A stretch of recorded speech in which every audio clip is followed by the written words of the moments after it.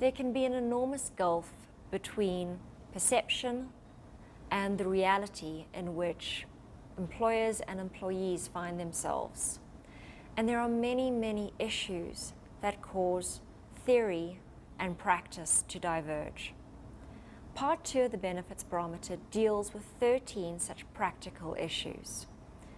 And in these issues, we look at what the theory tells us the world should look like, and what the reality is, and what the implications are for the stakeholders in the employee benefits system. The first issue is that of unhealthy finances. The perception is that employees should, well, work in the workplace, whereas the reality is that we know that many employees are distracted by their personal problems at work. The second issue is that of low-income earners. Can you be too poor to save? Well, yes, but sometimes it's really difficult to know where to draw the line. The third issue is that of absenteeism and incapacity management. In theory, these should be rare events, and everyone who should be able to work should be working in the workplace. The reality is that sick leave is often abused, and employers don't adequately cater for people who can't work because they're too ill or because they've been injured. The fourth issue is that of incentives. After all, if we incentivize people, they should behave in the way that we expect them to. The reality is that they don't. The fifth issue is that of temporary and informal workers. Now, in theory, everyone who works should have access to employee benefits. The reality is that for temporary and informal workers, they often don't have access to employee benefits in the workplace. The sixth issue is that of choice. After all, if we offer people more choice, they should be able to tailor their employee benefits to meet their needs. The reality is, the more choice we offer people, sometimes it just confuses people and they don't necessarily make better choices. In the seventh issue, we look at bricks and books.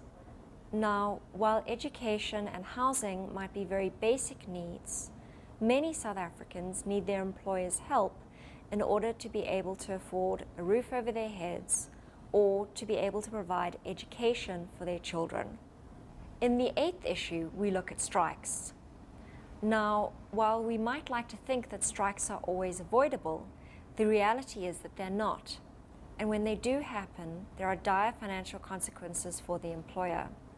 But the employee will also go without pay and might lose access to their employee benefits during the strike.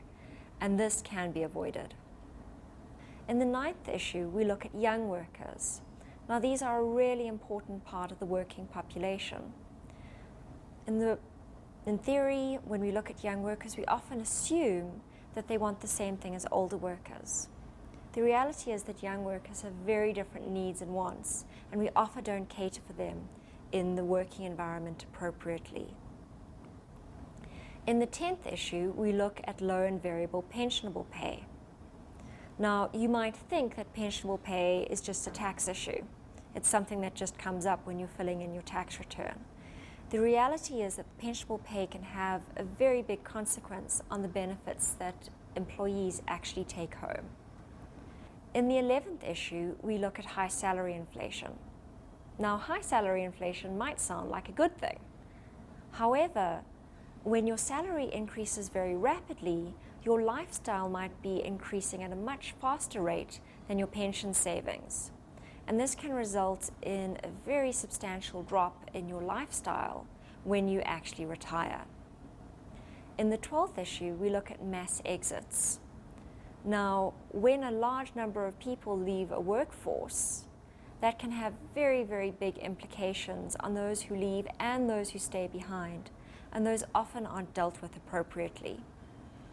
And then in our 13th and final issue, we look at longevity. Now, we've always just accepted that 60 or 63 or 65 are good ages at which to retire. Now, with lifespans increasing, those might be way too early for certain groups of employees, and we unpack that in greater detail.